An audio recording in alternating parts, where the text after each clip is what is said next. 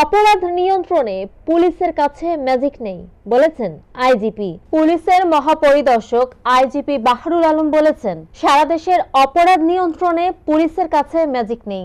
Police কোন অবস্থা থেকে ঘুরে দাঁড়ানোর চেষ্টা করছে সেটা সবাই জানে। শনিবার 28 ডিসেম্বর রাজধানীর রাজারবাগে অবসরপ্রাপ্ত পুলিশ অফিসার্স কল্যাণ সমিতির 41তম বার্ষিক সাধারণ সভায় তিনি একথা বলেন।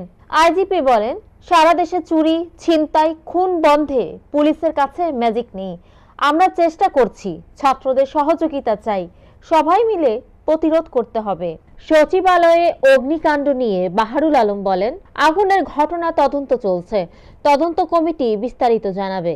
এছাড়া সমন্বয়কদের হুমকির প্রতিটি ঘটনা গুরুত্ব সহকারে দেখা হচ্ছে বলে জানিয়েছেন আইজিপি। তিনি জানান, এ বিষয়ে এখনো সিরিয়াস কিছু পাওয়া যায়নি।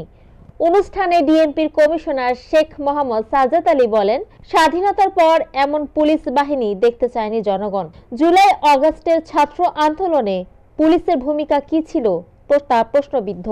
জুলাই আগস্টের ছাত্র আন্দোলনে পুলিশের ভূমিকা ছিল প্রশ্নবিদ্ধ।